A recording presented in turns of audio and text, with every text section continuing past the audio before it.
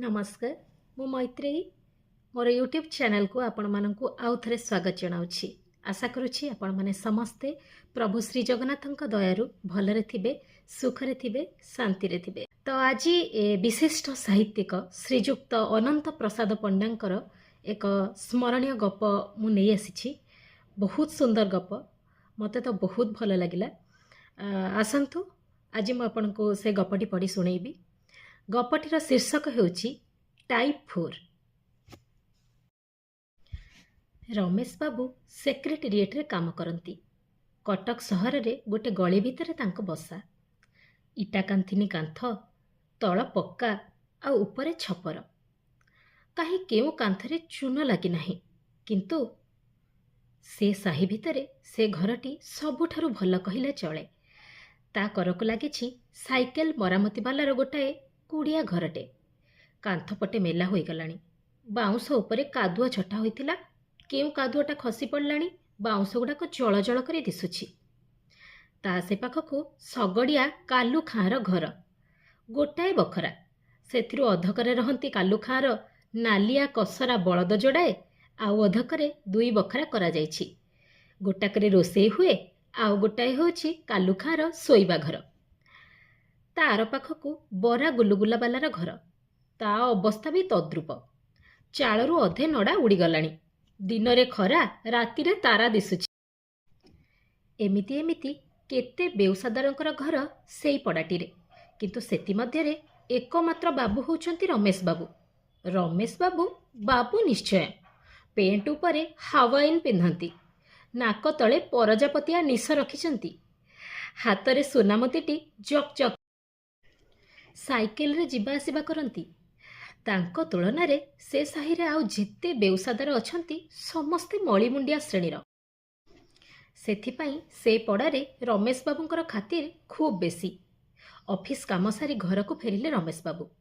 Office कथा, file कथा, बड़ हाकिम सान हाकिम को मिठा कड़ा तर्जन गर्जन सबू कथा से भूली जाती घर को आसिला परे। से होचंती से पड़ार बाबू। कालू खाँ सगड़ी ठारू आरंभ करी नाकपड़ी साहीर बरा गुलुगुला बाला पर्यंत केतेक साई पड़िशा लोके आसी रमेश बाबूंक पाखरे केते कथा कहती। नितांत गरज थिले रमेश बाबूंक ठारू 2-4 टका उधार मागि नेबाकु मध्य छाड़ती नाही। रविवार ठारे ऑफिस छुट्टी, सुतरां से दिनटा रमेश बाबू पूरापूरी रमेश बाबू ही पाल्टी जाती। ये तो गला बाबूंक कथा। घर भितरे रही थांती रमेश बाबूंकर स्त्री मनोरमा और तांकर अंडा बच्चा पुओ झियो होई 7टी। बाबूंक पिलापिली निकर बिकर पिंधंती, फ्रॉक पिंधंती। जदिओ सड़कर नाली धूली रे मैला कटकटिया हो जाई थाए, तथापि पोशाक तो पुणी भल पोशाक। साहिरा आउ पिले तो खाली फुंगुला देह करी नुखुरा बाळ झांपुरु झांपुरु। आउ बाबुआणी ए माँ, से तो से पड़ार सांताणी। कालू खाँर बाबी ठारू आरंभ करी साहुआणी जाए समस्ते डाकती ताकू सांताणी बोली। सांताणी नुहे तो आउ कौन? से पाठ पढ़ी परा। अपर प्राइमेरी जाए बही पढ़ती, चिठी लेखती। बाहर को बाहरिले गोड़े चपल हलक लगे बाहरती जे। हातरे सुनामड़ा ब्रोंजर चूड़ी, कलरा फुलिया धड़ीवाला शाढ़ी पिंधती। सांताणी आउ काहाकू कहती कि? कालू खाँ सगड़ा धरी माल गोदाम को बाहरी गले तारी बाबी आसी दुआरे डाके, ए माँ सांताणी, अंडा लोगे अंडा। सांताणी कबाट खोलती, 2-4टा अंडा किणती। बरा गुलुगुला तैयारी करुथिबा साहुआणी आसी कहे, ए माँ सांताणी, आजी पिलाक जलखिया पाई बरा गुलुगुला नब नाही कि? सांताणी बरा गुलुगुला 2 अणार किणती पिलाक पाई। साइकेल मरामती दुकानर स्त्री आसी पचारे, सांताणी आजी की तरकारी होइथिला कि? मनोरमा को मन आनंदरे फुली उठे। सते से तो निश्चय सांताणीटीए। रमेश बाबूंक पिलापिली माने मध्य से साहीर बाबू पिला, आउ सब गुड़ाक तो मळी मुंडिया पिला। एमिति भावरे रमेश बाबूंक घर संसारटी बेस सुखरे चली जाउथाए।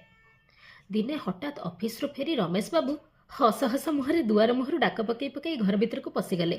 हे हे, शुणिलणी शुणिलणी ना नाई मो? नुआ खबर शुणिलणी? नुआ खबर? नुआ खबर कौन मो? तुमर कौन चाकरी बढ़ीगला कि? दरमा बढ़िला कि? केते केते बढ़िला? कहून केते टंका बढ़िला? ଏଣିକି ଜାଣ ବଢ଼ିଲା ଟଙ୍କା ଗୁଡ଼ାକ ଆଉ ଜମା ଖର୍ଚ୍ଚ କରିବି ନାହିଁ। ଯେମିତି ଚଳୁଥିଲେ ଆମେ ସେମିତି ଚଳିବା। ଏଇଟାକୁ ରଖିଦେବା, ଆମ ଟୁନୁ ପାଇଁ ହାର ଗୋଟେ କିଣିଦେବା ମ। ଆରେ କଥା କ'ଣ ନ ଶୁଣି କାହିଁ ଏତେ କଥା କହୁଛ? ତୁମେ କିଛି ଶୁଣୁନ କାହିଁକି? ତୁମେ କେତେ କ'ଣ ନିଜେ ନିଜେ ମତଲବ କାଢ଼ି ସାରିଲଣି। ଆଉ କ'ଣ ଯେ କ'ଣ କହୁଛ କହୁନ? କଥା କ'ଣ କି, ଆମ ଅଫିସ ଏବେ କଟକରୁ ଉଠିଯାଇଛି ଯେ ନୂଆ ରାଜଧାନୀ ଭୁବନେଶ୍ୱରକୁ। ଭୁବନେଶ୍ୱର? ଏ ମାଲୋ ମା, ଏ ଘରଦ୍ୱାର ସବୁ ଛାଡ଼ିକି ଯିବା? ମଲା ମୋର। କୋଉ ତୁମ ନିଜ ଘର ଯେ ତୁମ ମୁହଁ ଛାଡ଼ୁନି ଯେ? ଏଇଟା ବି ତ କ୍ୱାର୍ଟର। ବୁଝୁଛ, ଏମିତିଆ ଅନ୍ଧାରୁଆ ଘରେ ଆଉ ରହିବାକୁ ପଡ଼ିବ ନାହିଁ, କି ଏମିତି ଧୂଳି ଧୂସରିଆ ରାସ୍ତାରେ ବି ଆଉ ଚାଲିବାକୁ ପଡ଼ିବ ନାହିଁ। ହଁ କି ସତେ? ତେବେ ତେବେ କ'ଣ? ଏକବାରେ ପିଚ୍ ଦିଆ ରାସ୍ତା, ପିଚୁ। ସର୍ଟ ସର୍ଟ ସାଇକେଲ ଉପରେ ଗୋଡ଼ ଦେଲ କି ନାହିଁ ଖାଲି ଗଡ଼ିବ, ଉଡ଼ିଲା ତ ଜାଣ। ତାପରେ ଘର ଘର ହେଉଛି ଏକବାରେ ଟାଇପ୍ 4। ଆହେ, ତମେ କ'ଣ ଏସବୁ କହୁଛ? କ'ଣ ଟାଇପ୍ 4 କ'ଣ ମ? ଟାଇପ୍ 4 ଜାଣିନ? ଟାଇପ୍ 4 ବୁଝିପାରୁନ? ଏଇ ଟାଇପ୍ 4 ମ। ଆରେ ଏ ଯେଉଁ 4, ଛାଡ଼, ଟାଇପ୍ 4 ହେଲା, ଟାଇପ୍ 4। ମନୋରମା କହିଲେ, ଟାଇପ୍ 4? ଟାଇପ୍ 4 ଘରେ କ'ଣ 4ଟା ଶୋଇବା ଘର କି? ବାସ୍ ବଢ଼ିଆ ହେଲା ତ। ଗୋଟେ ଘରେ ବୈଠକଖାନା କରିବା। ଲୋକବାକ ସାଇ ପଡ଼ିଶା ସବୁ ଆସିଲେ ବସିବେ, ପୁଣି ସାନ୍ତ ସାନ୍ତାଣୀଙ୍କ ସାଙ୍ଗେ କଥା ହେବେ ନା ନାହିଁ? ଆରେ ନା ନା, ଟାଇପ୍ 4ରେ 4ଟା ଶୋଇବା ଘର ନାହିଁ ମ, ଅଛି ମାତ୍ର ଯୋଡ଼ିଏ। ତେବେ ଘର ଲାଖି ଘରଟିଏ ଏକା। ବିଜୁଳି ଆଲୁଅ, ବିଜୁଳି ପଙ୍ଖା, କଳ, ପାଇଖାନା ସବୁ ପୁରା ଚିକ୍ ଚିକ୍ ଠିକ୍ ଠାକ୍। ପୁରା ସାଇବ କୋଠା ତ। ରମେଶ ବାବୁଙ୍କ କଥା ଶୁଣି ମନୋରମାଙ୍କ ମନ ଖୁସି ହେଇଗଲା। ମନେ ମନେ କଳ୍ପନା କରି ବସିଲେ ଅନେକ କଥା। ଏଥର ନୂଆ ରାଜଧାନୀର ଟାଇପ୍ 4 ଘରକୁ ଗଲେ ସାହି ପଡ଼ୋଶୀମାନଙ୍କୁ କେମିତି ପଙ୍ଖା ତଳେ ବସେଇ ସୁଇଚ୍ଟା ଏକବାରେ ଚିପିଦେବେ ଯେ ପଙ୍ଖା ଘର ଘର କରି ବୁଲି ଉଠିବ। କି ଖୁସି। 2 ଦିନ ବାଦ ରମେଶ ବାବୁଙ୍କ ଘର ଆଗରେ କାଲୁଖାର ଗାଡ଼ି ଆସି ଠିଆ ହେଲା। ଜିନିଷପତ୍ର ସବୁ ଲଦା ହେଲା। କଟକ ସହରର ଅନ୍ଧାରିଆ ଗଳି ଭିତରୁ ଯାଇ ରମେଶ ବାବୁ ଏକବାରେ ନୂଆ ରାଜଧାନୀର ପିଚ୍ ଦିଆ ସଡ଼କ ଉପରେ ହାଜର ହେଲେ। ମନୋରମା ଟାଇପ୍ 4 ଘର ଭିତରକୁ ପଶି ଯାଉ ଯାଉ ପଛକୁ ଫେରି ଚାହିଁଦେଲା। ତାକୁ ଗୋଟେ ନୂଆ ଜିନିଷ ଦେଖାଗଲା। ଏ ମା, ତା ଆଖି ଦିଟା ଖୁସି ହେଇଗଲା। ସେ ପଚାରିଲା, କେଡ଼େ ବଡ଼ ଘର! ଏ ଫେରେ ଗୋଟାଏ କ'ଣ? ଠିକ୍ ତାଙ୍କରି ଘର ଆଗରେ ଗୋଟେ ପ୍ରଚଣ୍ଡ କୋଠା। ବାପରେ, କେଡ଼େ ବଡ଼ ହତା ବୁଲିଛି ଆଙ୍କର। ଆଗରେ ନାଲି ନେଳି ସବୁଜ ଛିଟଛିଟିଆ କେତେ ରଙ୍ଗ ବେରଙ୍ଗ ଫୁଲ ଫୁଟିଛି ଆଙ୍କର। ଆଉ ତାଙ୍କ ଟାଇପ୍ 4 ଘର ଏ ବଡ଼ ହାତୀ ଆଗରେ ଗୋଟେ ମୂଷା ଭଳିଆ ଦେଖାଯାଉଛି। ଏଡ଼େ ବଡ଼ ଘର ଆଗରେ ଏ ଛୋଟିଆ ଘରଟା, ନୁଖୁରା ଟାଙ୍ଗେରା କିଛି ନାହିଁ। ଆଗରେ ଯେଉଁ ସାଇବ କୋଠାଟି ଅଛି ସେ କୁଆଡ଼େ ତାଙ୍କ ବାବୁଙ୍କ ବଡ଼ ହାକିମଙ୍କ କୋଠି।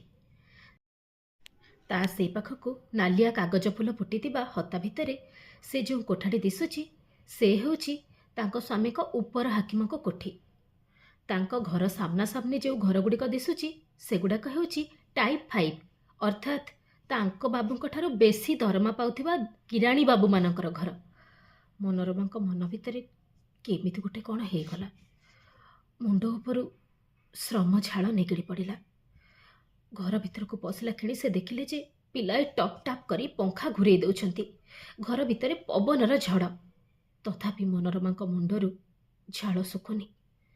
ଟୋପା ଟୋପା ଶ୍ରମ ଝାଳ ଥପ୍ ଥପ୍ ହେଇ ବୋହି ପଡ଼ୁଛି।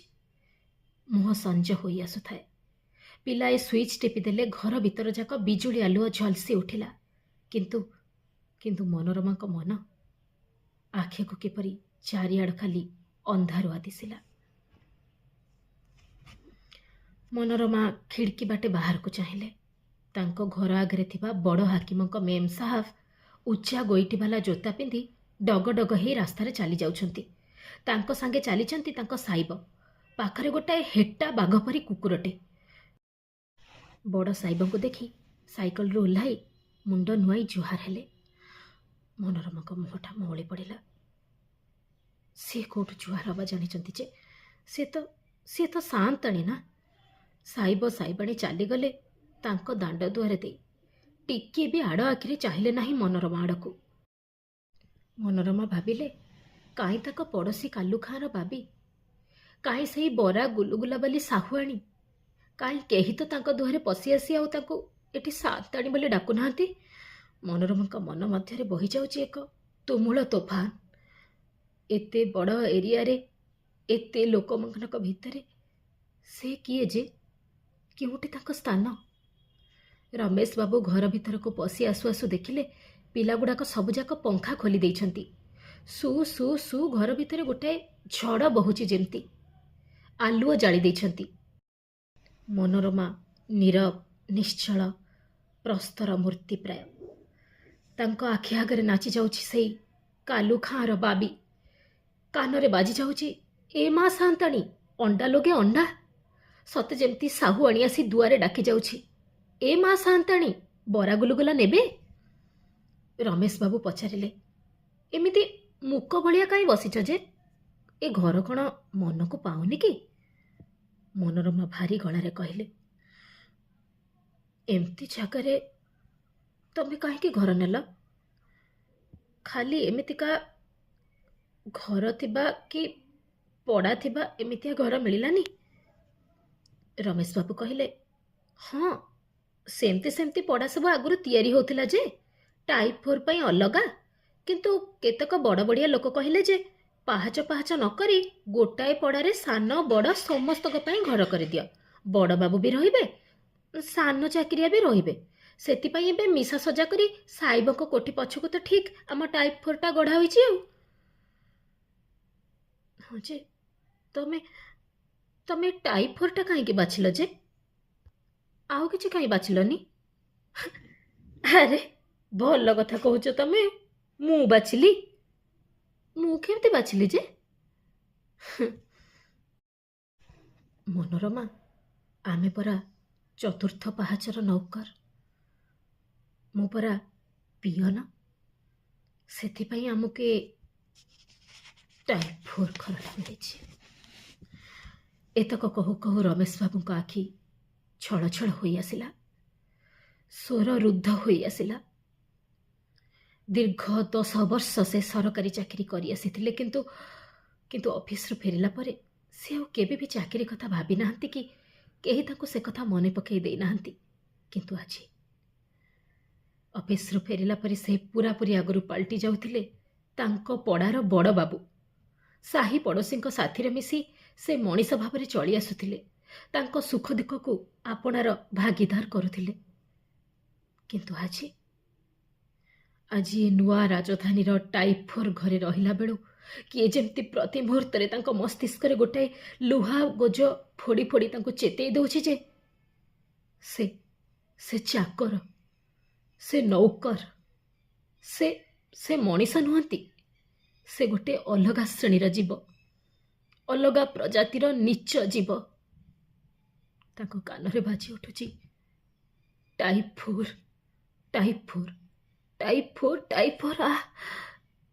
ଜେଲ୍ ଭିତରେ କଏଦୀମାନଙ୍କ ପିଠିରେ ଯେମିତି ନମ୍ବରର ଛାପ ବସିଥାଏ, ହସ୍ପିଟାଲରେ ଯେମିତି ରୋଗୀଙ୍କ ମୁଣ୍ଡ ଉପରେ ନମ୍ବର ପ୍ଲେଟ୍ ବସିଥାଏ, ସେମିତିଆ ତାଙ୍କ ପିଠିରେ ଆଜି ଗୋଟାଏ ଛାପ ବସିଛି, ଟାଇପ୍ 4। ଗପଟି ସରିଲା। ମୋତେ ତ ବ୍ୟକ୍ତିଗତ ଭାବରେ ଗପଟି ବହୁତ ହିଁ ଭଲ ଲାଗିଲା। ସତରେ ହୃଦୟକୁ ଛୁଇଁଗଲା ଆଉ ସବୁଦିନ ପାଇଁ ମନେ ରହିଲା ଭଳି ଗପଟିଏ। ଶେଷରେ ମୁଁ ଏତିକି କହିବି ଯେ ଆମ ସମାଜରେ ପରିଶ୍ରମ କରି ସଚ୍ଚୋଟତାର ସହ ନିଜର ପେଟ ଏବଂ ନିଜ ପରିବାରର ପେଟର ପ୍ରତିପୋଷଣ କରୁଥିବା ପ୍ରତ୍ୟେକ ବ୍ୟକ୍ତି ସମ୍ମାନର ଯୋଗ୍ୟ। ତେଣିକି ସେ ଯାହା ବି କରୁଥାଉ ନା କାହିଁକି, ଯେଉଁଥିରେ ଅନ୍ୟ କାହାର କ୍ଷତି ହେଉନାହିଁ ଏବଂ ସେ ବହୁତ ପରିଶ୍ରମ କରୁଛି, ପ୍ରତ୍ୟେକ ଜବ୍, ପ୍ରତ୍ୟେକ ଚାକିରି ସମ୍ମାନ ପାଇଁ ଉପଯୁକ୍ତ। ତେଣୁ ମୁଁ ଆଶା କରୁଛି ଏ ଗପଟି ଆପଣମାନଙ୍କୁ ଅନେକ କିଛି ଶିଖେଇଥିବ। ବହୁତ ସୁନ୍ଦର ଲାଗିଲା ମୋତେ। ଆପଣମାନେ ଶେଷ ପର୍ଯ୍ୟନ୍ତ ଶୁଣିବାକୁ ଅନୁରୋଧ। ମୁଁ आशा करुछि आपणमानंकु गपटी जदि भल लागिला आपणको मतामत कमेंट बॉक्स रे देकी जणैबे एवं मोर भिडियोटी को लाइक शेयर करिवे एवं मोर कमेंट को सब्सक्राइब करिवे। आपण देखुचंती सब्सक्राइब करबा को बेले बेले मने पडु नथिबो भूली जाउछंती, तेणु दया करी मोर चैनल को सब्सक्राइब करिवे जहा फल रे मु उत्साहित अनुभव करिवि आउरी एमती अनेक सुंदर सुंदर वीडियो माध्यम रे सुंदर सुंदर महान गाल्पिक एवं कवि मानकर कविता एवं गप आपण मानक पाखरे पहुंचेबा पाई। तेणु से पर्यंत रहुची आपण माने समस्ते भलरे थांतु सुखरे थांतु। नमस्कार, धन्यवाद।